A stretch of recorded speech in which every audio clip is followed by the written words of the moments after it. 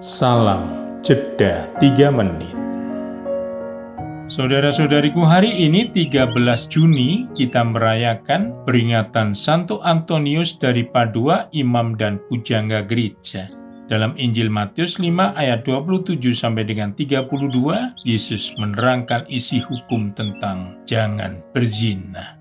Yesus tidak berhenti pada tindakan zina, ayat 27. Tetapi menukik masuk ke dalam sumbernya, yaitu hasrat zina dalam hati. Ayat 28. Akar dari hasrat tersebut adalah mata. Ayat 29. Seperti yang dilukiskan dalam surat kedua Petrus, 2 Petrus 2:14. Dengan masuk ke dalam akar zina, Yesus ingin menyingkapkan maksud semula Allah menciptakan hukum jangan berzina, yaitu agar setiap manusia sampai pada kedalaman spirit hidup yang setia pada ikrar janji perkawinan.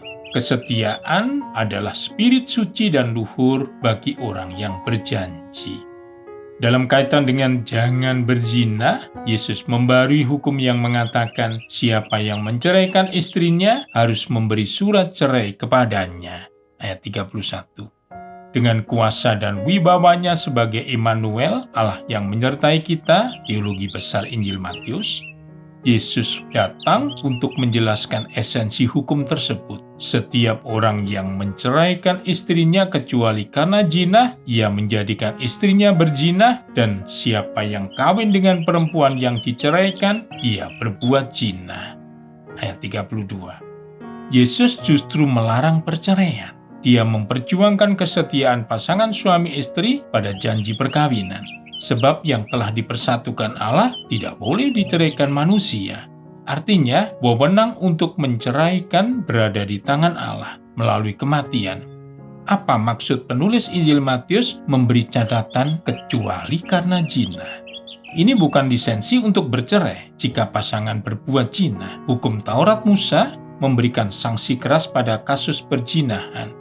Bila seorang laki-laki berzina dengan istri orang lain, yakni berzina dengan istri sesamanya manusia, pastilah keduanya dihukum mati, baik laki-laki maupun perempuan yang berzina itu.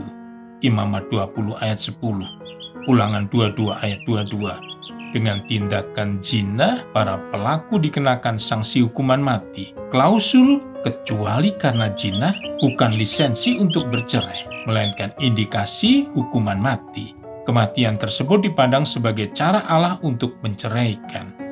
Namun dalam kisah wanita yang kedapatan berbuat zina, Yohanes 8 ayat 1 sampai dengan 11, Yesus justru membebaskan si wanita dari hukuman mati. Yesus menunjukkan wajah Allah yang berbelas kasih, bukan wajah hukum yang memberi sanksi. Belas kasih Allah jauh melampaui sanksi hukum. Daya pengampunan Allah yang berbelas kasih melampaui batas-batas hukum. Jadi saudara, jika sudah jatuh dalam zina, dosa yang sudah ada sejak adanya manusia itu, orang harus membuka diri pada sikap iman pada belas kasih Allah pengampun. Santo Antonius dari Padua, doakanlah kami. Berkat Tuhan dan salam jeda 3 menit.